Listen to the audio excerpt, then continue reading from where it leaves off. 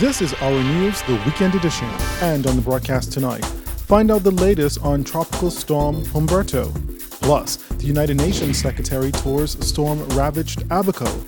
And later on, one senior citizen's home opens its doors for evacuees.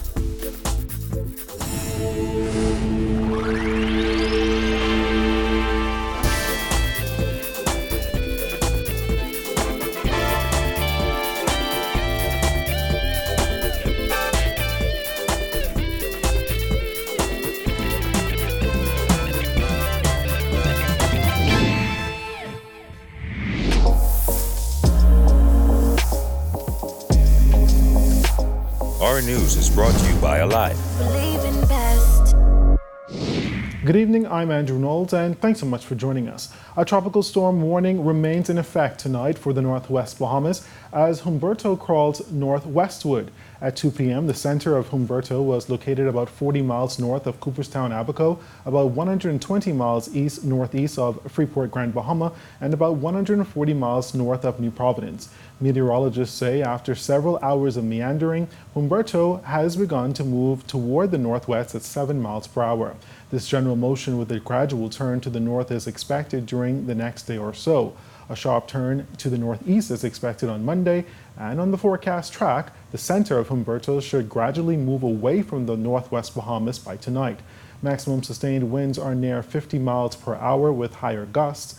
Gradual strengthening is forecast, and Humberto is expected to become a hurricane by Sunday night. Tropical storm force winds extend outward up to 90 miles to the north and east of the center.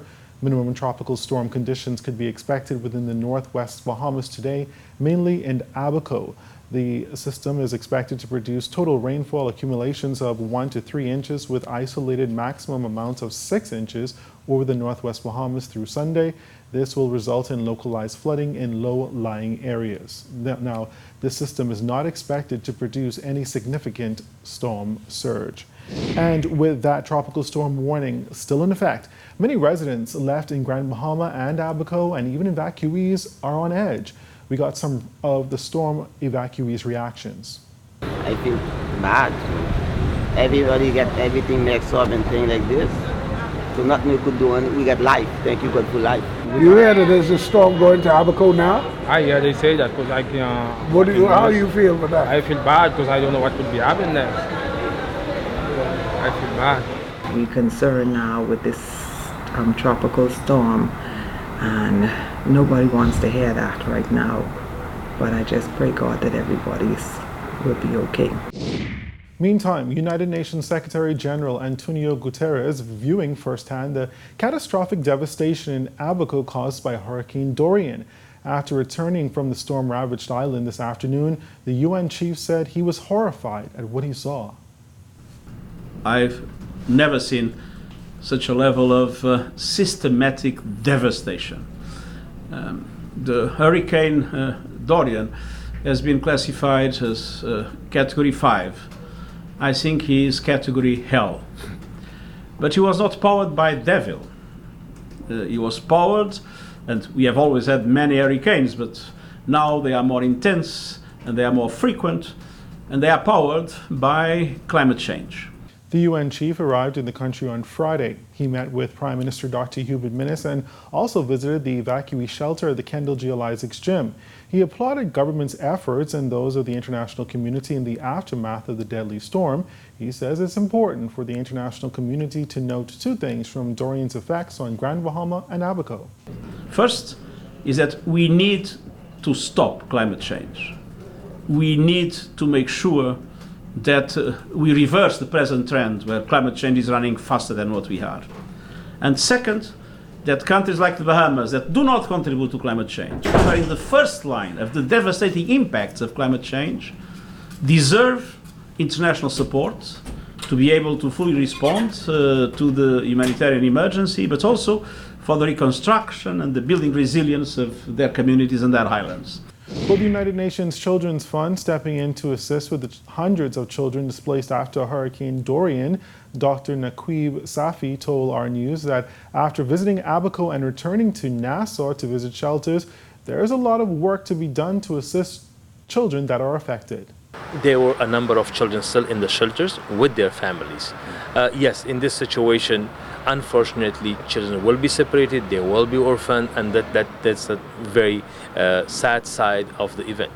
What UNICEF wants to do, and we are right now working with the government, because the government is providing the leadership, they have the system, to helping them to register and identify those kids, find them, and reintegrate them. We are working to train their social workers. We are working to register, to develop a system which can ensure these kids, details, all information are provided, but on the other hand, also, data are protected and the confidentiality is maintained.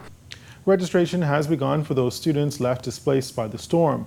Dr. Safi said while it's not an easy time for anyone dealing with this tragedy, UNICEF is doing all it can to assist the government.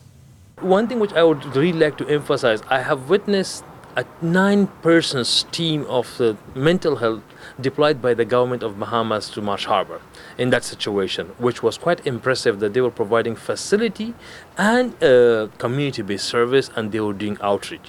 So what UNICEF does, we will be also training the social workers, some of the teachers, to identify, to provide first of all the psychosocial counseling, to provide the opportunities to really kids feel the sense of normalcy, but on the other hand also be able to identify signs and symptoms of those kids who need to be referred for more professional care. That is the way forward. It is a long road, but it is impressive in a week time the level of progress which is made, the development which is made, and the response has been quite satisfactory.